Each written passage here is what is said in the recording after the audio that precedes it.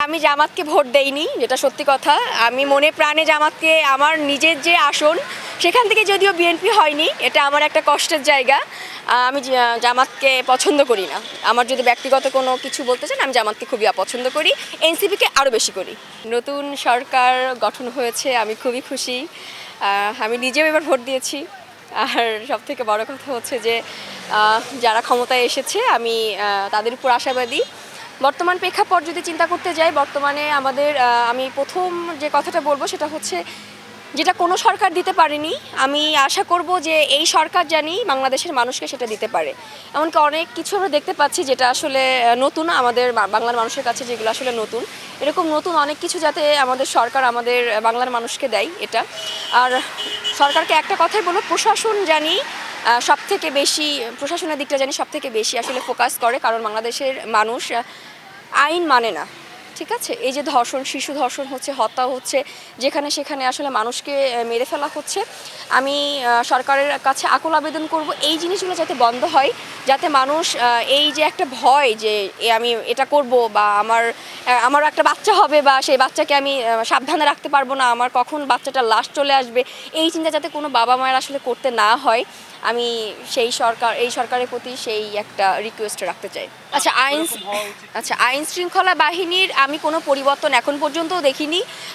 যতটুকু বলতে পারবো যে আইন শৃঙ্খলা বাহিনী আগের মতোই আছে, কিন্তু আমার উচিত যে আপনি যদি উপর থেকে যদি চাপ না দেন, যদি আমার প্রশাসন যদি আমাকে চাপ সৃষ্টি না করে, আমি তাহলে সেই কাজ কখনোই করব না ঠিকভাবে। এখন পর্যন্ত আমি পুলিশের যথেষ্ট গাফলতি দেখি, যেখানে সেখানে যাকে তাকে মার, এগুলো আসলে আমি মনে করি যে ঠিক না।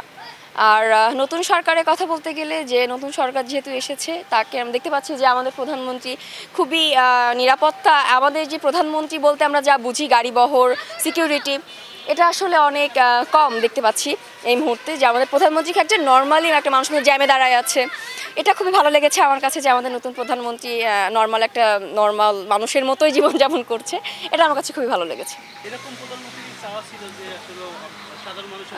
আমি হ্যাঁ, অবশ্যই।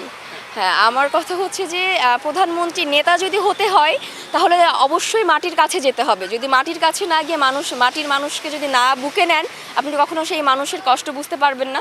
অবশ্যই মানুষকে বুকে টেনে নিতে হবে, একটা সাধারণ মানুষের মতো মিশতে হবে, তাহলেই আপনি দেশের জন্য করতে পারবেন। আমার মনে হয় যে আমাদের প্রধানমন্ত্রী অবশ্যই সেটাই চেষ্টা করছে।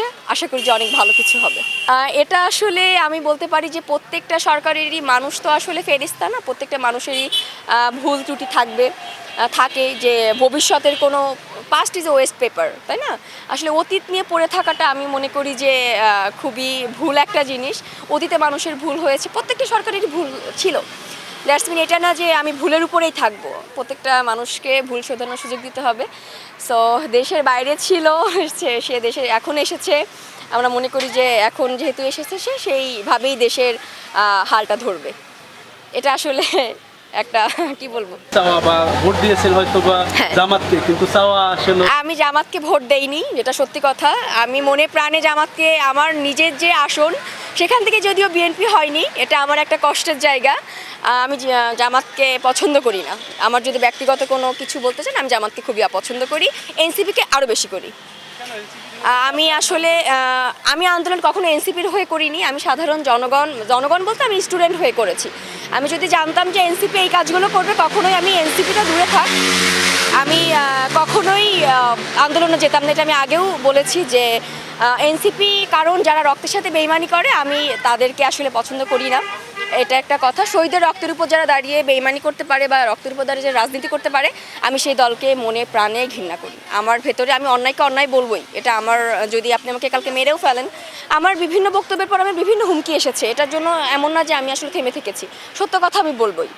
তো এমনও হইতে পারে যে এই যে মাত্র জিজ্ঞাসা করলেন যে প্রধানমন্ত্রীর কাছে আসলে আমার কী চাওয়া, এই যে যাতে মানুষের বাক স্বাধীনতা থাকতে পারে, আমরা যাতে সমালোচনা করে বলতে পারি যে আপনার এটা ভুল হচ্ছে, সরকারের এটা ভুল আছে, বা এই রাজনৈতিক দলের এটা ভুল আছে, যাতে আমরা কথা বলতে পারি। একটা বক্তব্য বললাম, একটা কথা বললাম, পরের দিন আমার লাশ বা আমি মিডিয়ার সামনে এটা প্রকাশ না হয় যে আমি রেপ হয়েছি, তাই না? এটা যাতে প্রকাশ না। একটা মেয়ের সিকিউরিটি অনেক বড় কিছু, যেহেতু বাংলাদেশের অনেক একটা মূল যে জিনিস সেটা হচ্ছে বাংলাদেশের ধর্ষণ একটা জিনিস। হুমকি একটা জিনিস, হর্তা এখন ডাল ভাত হয়ে গেছে, আপনি যাকে আপনার পছন্দ হবে আপনাকে মেরে দিতে পারতেছেন। এই জিনিসটা আমি আসলে চেষ্টা করব যে যাতে হচ্ছে এটা না হয়। নতুন সরকারের কাছে আমার এটা আবেদন থাকবে যে মেয়েদের সিকিউরিটিটা সব থেকে বেশি যাতে সে সিকিউরিটিটা করতে পারে, যে মেয়েদের একটা সিকিউরিটি লাইফ যাতে সে দিতে পারে। আমি মনে করি যে অবশ্যই সমালোচনা করতে পারছে। আমরা আগে একটা ফেসবুকে পোস্ট লিখলেও আপনি আবরার হত্যাকাণ্ডটা কথা হয়তো বা জানেন, সে একটা ফেসবুকে পোস্টের জন্য তাকে পিটিয়ে মেরে ফেলা হলো।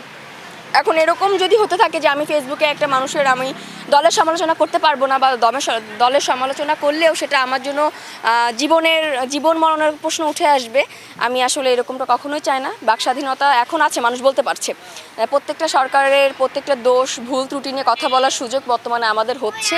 আমি চাই যে এরকম থাকুক, কিন্তু আমার মনে হয় যে আমি যেটা মনে করি যে আমি যেহেতু কি বলবো, আপনার কাছে ইন্টারভিউ বা যেখানে মিডিয়ার সামনে কথা বললে আমার এরপরে অনেক হুমকি আসে। সেটা আমার নিজের লোকেরাই দেয়, যারা এই যে আপনি বললেন না যে আমি এনসিপি আর জামাতকে কেন ঘৃণা করি, ঠিক এই কারণের জন্যই আমি ঘৃণা করি, যারা আসলে নিজেদের স্বার্থ সিদ্ধির জন্য সব কিছু করতে পারে।